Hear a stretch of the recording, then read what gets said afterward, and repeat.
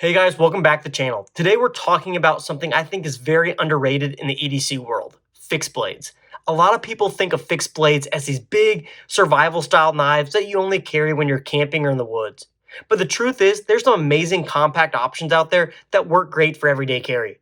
So in this video, I'm going to show you my top 5 EDC fixed blades, the ones that I actually carry and use. We'll go over what makes each one stand out, why I picked them, and hopefully give you some ideas if you're looking to add a fixed blade to your pocket or pack.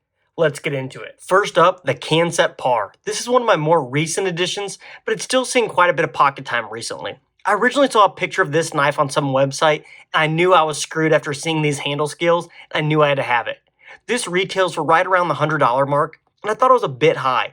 Fortunately, I waited a bit, and I was able to pick this up on Blade Binge for a crazy deal. Admittedly, once I got this in hand, I was slightly disappointed as it's much smaller than anticipated. However, I had a small lanyard on it and it improved the grip a bit. This has S35 VM blade steel, so it's a more premium steel, and the handles have this copper infused carbon fiber, which I think looks crazy cool. The sheath is nice as well, as it's a fold over taco style, which keeps it small and minimal, and it works great with an multi-clip. Overall, I wish this was a tad bigger, but for a nice, small, classy option, I think it works. Out of some of the other fixed blades on this list, this is definitely one of the more flashier options. Up next is actually my newest pickup out of the bunch, and this is the Vosteed Marmoset. I needed another small fixed blade, like a hole in the head, but when this was announced, I thought the shape and design was pretty cool, and I again found a good deal on this on Blade Binge, so I thought I would give it a try. Much like the Par before it, when I opened the package, I was shocked to see how small it was. It's one thing reading specs online, but getting something in hand is a different thing altogether. Other than wishing this was like twice the size, it's a pretty cool little fixed blade. Has a cool blade shape, one of my favorite budget steels in 14C28N, and my Micarta handle scales make this a nice little carry. Adding this lanyard really helped improve the ergos on this, and it's pretty comfortable in hand. The sheath is also excellent here. It's another fold over taco sheath and the retention is great.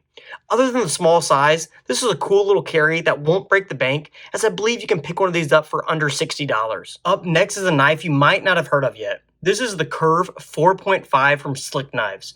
This is the largest knife on the list, but due to the good sheath, either Kydex or leather, it's not really noticeable. It's very comfortable to carry.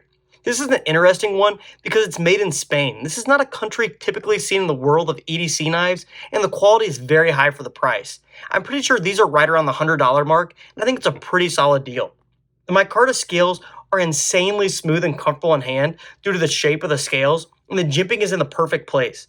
I think this one is more intended to be more of like a hunting / skinning knife, but I found it works pretty well for a larger EDC knife. This comes with N690 steel that I found holds an edge pretty well, and more importantly, isn't too hard to resharpen. I think if they were to release a shrunken down version of this knife, it would be absolutely killer. If you've seen any of my past videos on this channel, you will come across your fair share of content on Kizer knives. I'm arguably a Kizer fanboy at this point, so when they released the Kizer Drop Bear fixed blade, I knew I had to try it out, as the Kizer Drop Bear is one of my favorite folders in my entire collection. Unfortunately, I think I may have had too high of expectations, as when I unboxed this, I could not believe how small it was. I mean, the folding knife that this is based on is still larger than it, and I was not expecting that. Size aside, I think this is a pretty strong contender for a great entry-level EDC fixed blade. It has great textured burlap micarta handle scales, a very usable blade shape, good ergos, and it even features a metal toothpick and tweezers in the handle for some reason. The sheath here is where it lets down the knife a bit, as instead of the much preferred fold-over taco sheath, they instead went with this larger sheath with mounting holes around the entire blade. This is great for allowing you to have different carry options, but it really makes it that much more noticeable in the pocket, hence me mounting up these soft loops to scout carry this on my belt instead.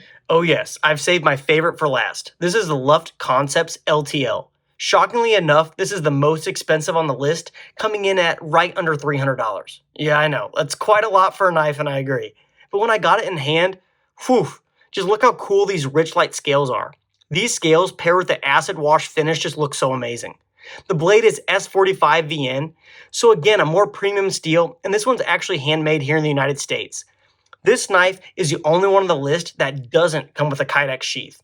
Instead, this one's sheath is 3D printed. This isn't your standard 3D print with all the filament lines, but instead is a powder 3D print, and instead is much more like a Glock frame and has really good strength. This comes with an ulti-clip and it's a pretty solid sheath. However, I think it's a bit thick and I would really like to see a more slim option in the future if possible. That has been my top carried EDC fixed blades. Which one stood out to you the most? If you think I'm missing one or have any other recommendations, be sure to let me know down in the comments. Don't forget to like and subscribe to get more videos like this one, and I'll see you in the next one.